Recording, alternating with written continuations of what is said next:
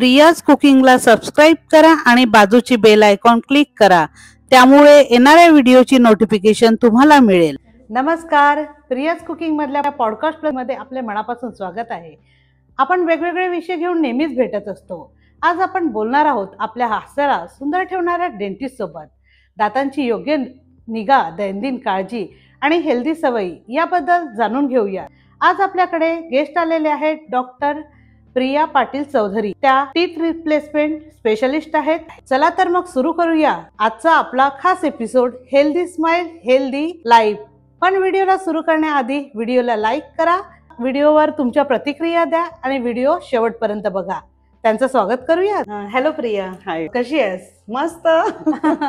पण हल्ली आता दातांचे प्रॉब्लेम पण खूप वाढलेले आहेत। ते तर आहे, दातांचे प्रॉब्लेम वाढलेत। तर त्याचं कारण आजकालच्या खाण्यापिण्याच्या पद्धती, भरपूर घाईघाईत खाणं, पूर्ण जे चरवण करायला हवं, भरपूर वेळ देऊन नीट खायला हवं, तर ते अजिबात होत नाही। प्रत्येकाला घाई आहे, धकाधकीचं जीवन आहे आणि फास्ट फूड आहे, पॅकेट फूड आहे। त्यामुळे त्याच्यामध्ये जे स्टार्च असतं किंवा चावण्यासाठी लागणारा वेळ कमी लागतो, शिवाय फायबर कमी आहे, कार्बोहायड्रेट जास्त आहेत। आणि जेव्हा तुम्ही जास्त अशा पॅकेट फूड वगैरे खातात त्यावेळी बॅक्टेरियाचा अटॅक हा जास्त होतो आणि त्यामुळे हा ओव्हरऑल, कारण आता तुला आपण बघत असेल की बऱ्याच मुलांना, अगदी नवजात बालकांना सुद्धा, कारण मी माझ्या मैत्रिणीच्या मुलाला पण बघितले की 6 महिन्यानंतर दात आले, पण ते आले तर दाताला कीड होती, काळे होते, असं काय झालेलं नेमकं? बऱ्याचदा पेरेंट्स मला सांगतात की किडके दात आले। हो, तर किडके दात नसतात ते। मुळात जेव्हा आई ब्रेस्ट फिडिंग करत असते, ओके, तर वयाच्या 6व्या महिन्यानंतर दुधाचे खालचे 2 दात यायला सुरुवात होते। आता जेव्हा ब्रेस्ट फिडिंग सुरू असतं तेव्हा रात्री आई थकलेली असते आणि बाळही दूध पिता पिता झोपतं, त्यामुळे त्या दुधाची जी एक थर असतो तो त्या दातांच्या भोवती साकळलेला असतो। रात्री ते बाळ झोपतं आणि रात्रभर त्या दुधाचं पूर्ण ती लेअर दातांच्या भोवती असते। अतिशय अगदी जस्ट नव्यानेच 1-2 कणी आलेल्या असतात दातांच्या आणि ते लगेच किडायला सुरुवात होते, म्हणजे ते उगवायच्या आधीच त्याच्यात कीड शिरते। बरोबर, ओके। आणि सकाळी म्हणजे उठल्यानंतर काय आपण 1-2 दात आल्यावर ब्रशिंग वगैरे हा प्रकार अजिबात नाहीये। सो आयडियली ब्रेस्ट फिडिंग केल्यानंतर, म्हणजे 5व्या महिन्यानंतर एक कॉटनचा कपडा, हँकरशिफ जो असतो तो इंडेक्स फिंगरला असा गुंडाळून जेव्हा बाळ झोपतं आणि लॅच सोडतो आपण, जेव्हा ब्रेस्ट फिडिंगचा लॅच सोडतो आणि बाळाला आईपासून थोडस असं बाजूला हे करतो, तेव्हा तोंडात तो इंडेक्स फिंगर असं फिरवून ती जी दुधाची पूर्ण लेअर आहे ती पूर्ण क्लीन केली पाहिजे।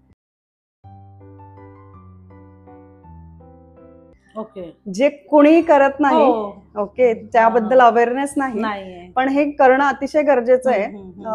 आणि बऱ्याचदा पेरेंट्स माझ्याशी वादही घालतात की नाही, त्याचे दात आलेच काळे, ओके। सो तो एक अजून एक वेगळा प्रकार आहे ज्याच्यात टेट्रासायक्लिन स्टेन्स किंवा काळपट दात येणे वगैरे, तो एक वेगळा दुसराच आजार आहे, पण तो फार कमी आहे।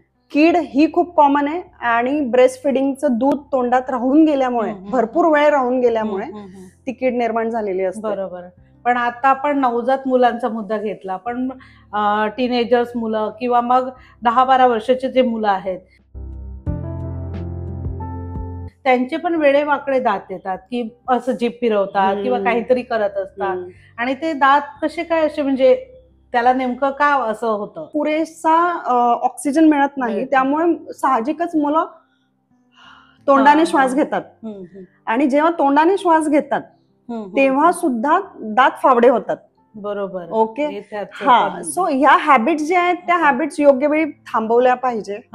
जर थांबत नसतील आणि दात फावडेच होऊन गेले असतील तर लवकरच डेंटिस्टला दाखवून त्याच्या इनिशियल पण काही अप्लायन्सेस असतात, म्हणजे हॅबिट ब्रेकिंग अप्लायन्स सुद्धा असतात, हे पण आपल्याला माहित नाहीये, अवेअरनेस नाहीये। तर थंब सकिंग असेल, टंग थ्रस्ट होत असेल किंवा लिप धरून ठेवायची बऱ्याच मुलांना सवय असते.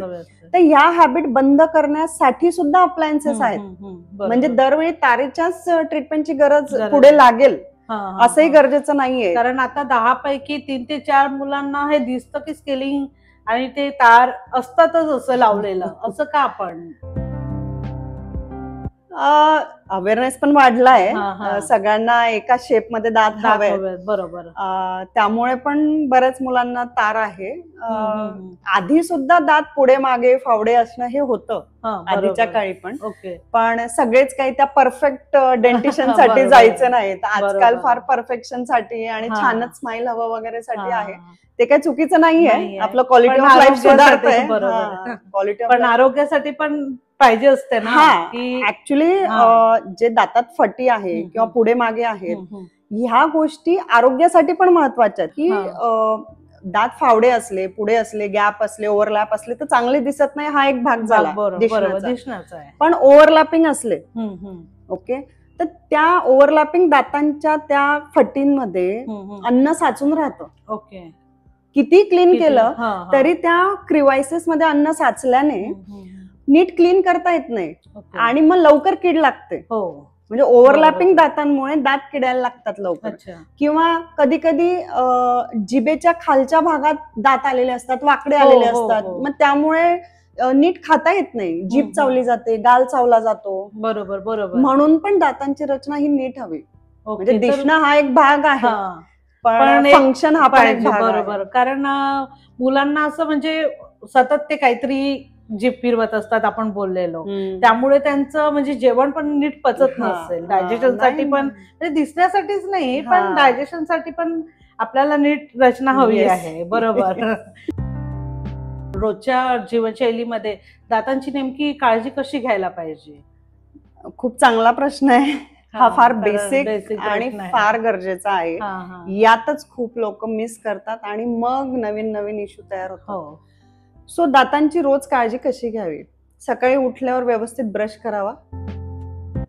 2 ते 3 मिनिटं. ब्रश पण खूप वेळ जोरात असा करू नये. ओके. युट्यूबवर अनेक व्हिडिओ दिलेले आहेत, how to brush your teeth. Okay.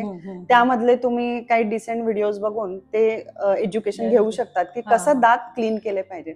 2-3 मिनिटं पुरेसे होतात. फ्लुरिडेटेड एक चांगलं टूथपेस्ट आणि एक टूथब्रश हा चांगल्या कंपनीचा यूज करून, तुम्हाला कुठल्या ब्रिसलचा टूथब्रश गरजेचा आहे हे तुमचे डेंटिस्ट तुमच्या दातांची कंडिशन बघून सांगतील की तुम्हाला हार्ड टूथब्रशची गरज आहे, मीडियम सॉफ्ट, एक्स्ट्रा सॉफ्ट.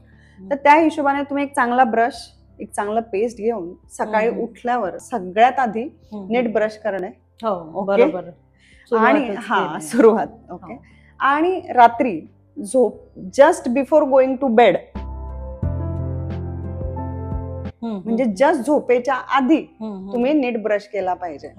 आता हा जो पूर्ण काळ आहे सकाळपासून ते रात्री झोपेपर्यंतचा, त्या दरम्यान आपण ब्रेकफास्ट, लंच, डिनर वगैरे घेतो. ओके. सो दरवेळी आपण जेव्हा एव्हरी मील घेतो, जेवण घेतो, त्यानंतर व्यवस्थित पाणी पिणे, पाणी घेऊन ते नीट स्विश करणे. ओके. म्हणजे साचलेले अन्नाचे कण राहू न देणे. ओके. हा एक मेन भाग आहे. सो रोज दाताची कशी काळजी घेणे? सकाळी उठल्यावर नीट ब्रश करणे, रात्री ब्रश करणे just before going to bed. Okay. आणि दिवसभरात रिकरंट सिप्स ऑफ वॉटर घेत राहणे. आणि तोंडात जर थोडेफार अन्नाचे कण राहिले असतील तर ते क्लीन करणे. बरोबर. आपण काही दरवेळी ब्रश करू शकत नाही, दॅट इज नॉट प्रॅक्टिकल. बरोबर. आणि ते योग्यही नाहीये. 2 वेळा नीट ब्रश करायचा. आणि ह्यानंतरही जर तुम्हाला काही आजार उद्भवत असतील किंवा काय, तर तुम्ही डेंटिस्टला दाखवा. आज आपल्या डेंटिस्टने न्यूबॉर्न बेबी ते टीनएजर्स वयातील मुलांच्या दातांची काळजी कशी घ्यायची, दातांना कीड का लागते आणि रोजची दंत स्वच्छता याबद्दल अगदी सोप्या आणि साध्या शब्दात समजावून सांगितलं. त्याबद्दल प्रियाचे मनपूर्वक आभार. आणि तुम्हाला हा व्हिडिओ आवडला असेल तर व्हिडिओला लाईक करा, कमेंट करा आणि जास्तीत जास्त लोकांपर्यंत शेअर करा. परत नवीन व्हिडिओ सोबत भेटूया, नवीन पॉडकास्ट सोबत भेटूया. तोपर्यंत stay healthy, stay happy. Thank you.